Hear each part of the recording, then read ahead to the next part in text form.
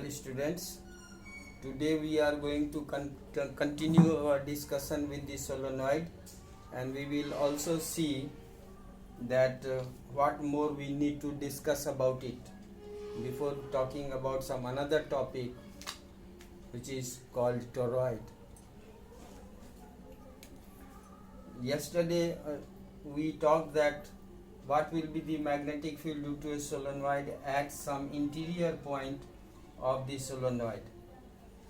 We also discussed that the magnetic field at the axis and in the interior of the solenoid was found to be mu 0 Ni.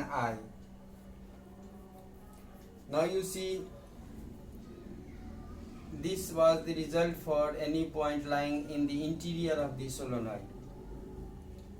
But for the exterior of the solenoid, that is at the end points of the solenoid, we have the magnetic field just half of that. How we come to say like this? This is because of the fact that each coil contributes to the magnetic field at any point. Say for example,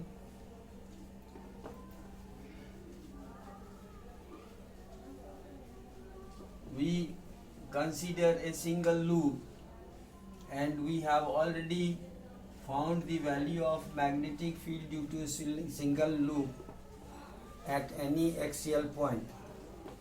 And if that point was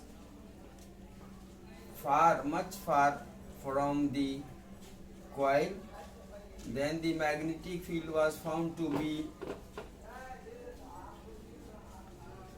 inversely proportional to the cube of the distance of that point from the coil. That means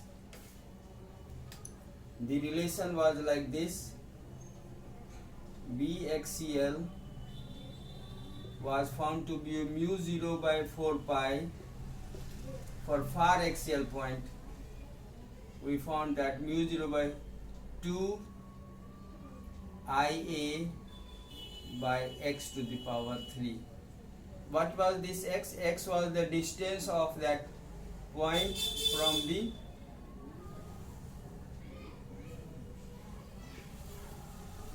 coil.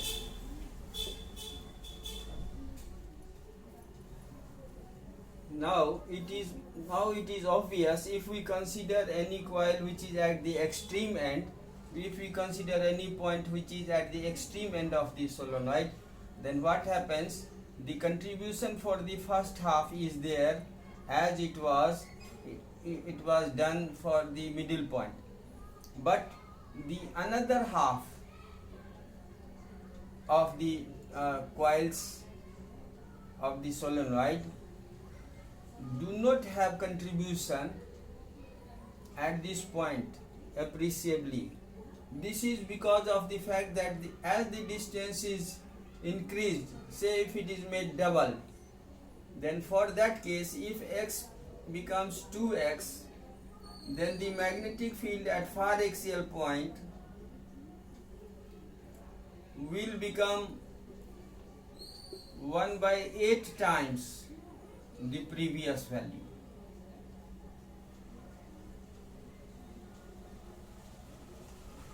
New value will be 1 by 8 times the old value, means the magnetic field produced due to these coils becomes 1 by 8, and this is for the first case.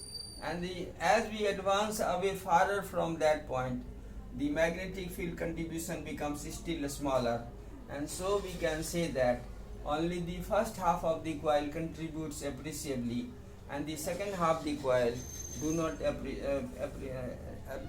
contributes appreciably, and therefore we can say that the magnetic field at the end point of the solenoid is half of that at the center of the solenoid. Because when we consider the point at the center of the solenoid, the left half is contributing in some sense, and in same sense the right half is contributing, and both are equally contributing to make it just the half mu 0 Ni into plus half mu 0 Ni becomes mu 0 Ni. But when we have only, we consider a point at the end point, we have only contribution from the one half, another half do not contribute appreciably, so it is taken as half of that at the center of the solenoid. So this is one thing which was very important to be discussed. Also you will understand very much, and we will also discuss it later on when we consider the solenoid and a magnetic, ordinary magnet, bar magnet. We will compare that magnetic field and magnetic field lines. But for the timing, I will like to point out that if you consider a loop, what happens? The magnetic field due to a wire carrying current is always, if you have the direction of current in this way, means it is clockwise, and you hold the wire, you see the curve finger, the tangent to the curve finger gives us the direction of magnetic field produced by this wire segment, and the magnetic field at the center of the solenoid or at the center of the coil is always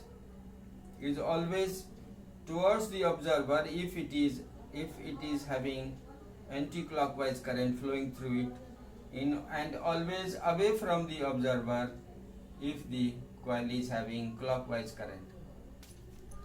Means this behaves like a north pole and this behaves like a south pole. Well, this is true for magnetic field at the center, but when you consider the other magnetic field lines, you see they appears to be diverging, and therefore as we move closer to the wire, the loop, the magnetic field now no longer remains directed towards the observer, it is diverging on either side,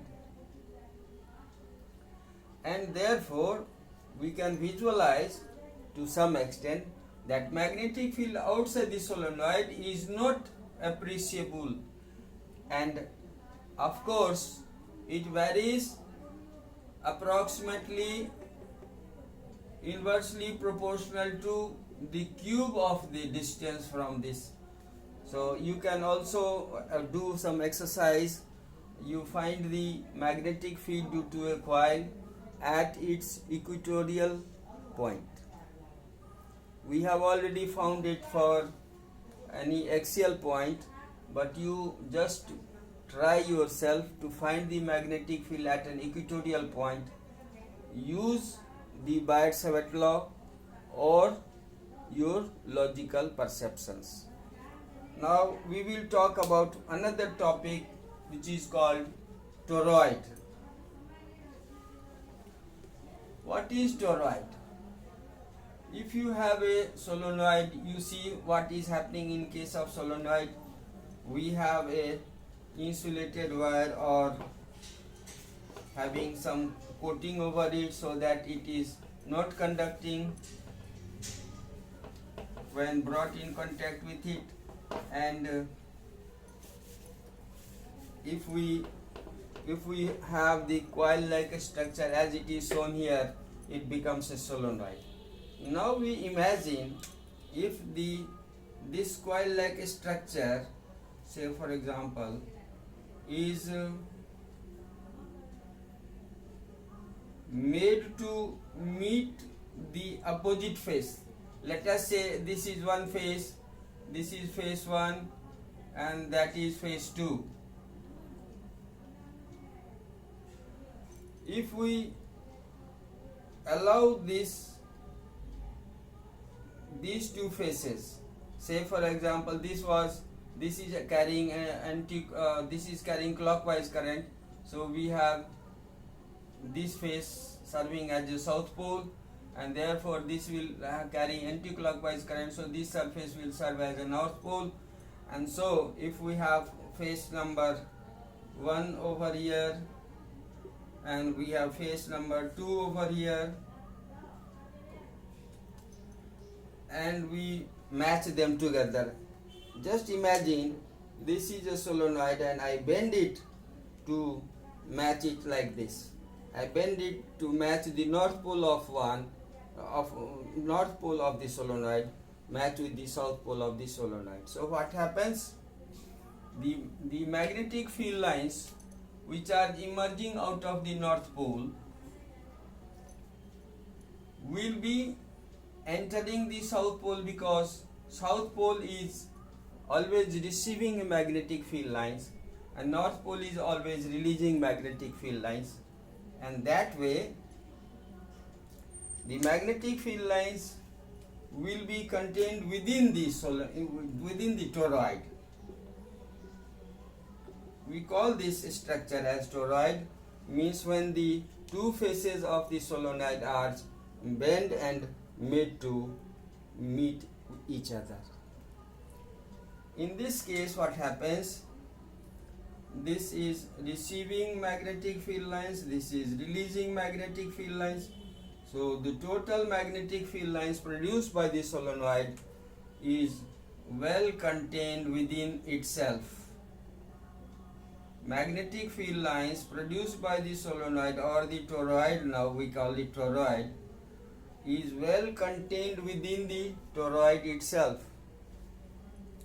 These magnetic field lines are no longer escaping out of it, because we have just discussed that the magnetic field at the equatorial point of each coil is negligible and it vanishes very rapidly with the distance. So that means here you see that it is poleless. We don't have any north pole, we don't have any south pole, we do have magnetic field. Because north pole and south pole are merging with each other.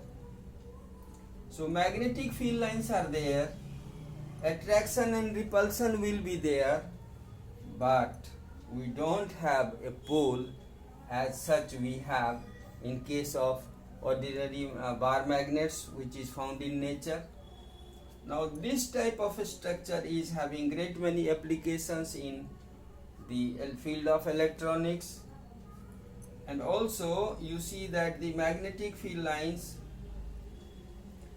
within the toroid is uniform. The magnetic field lines is contained by the toroid. It is not allowed to leak as it is happening in case of a solenoid. So that has great many applications. We will next time we will find the expression for magnetic field due to a toroid. Thank you and have a nice day.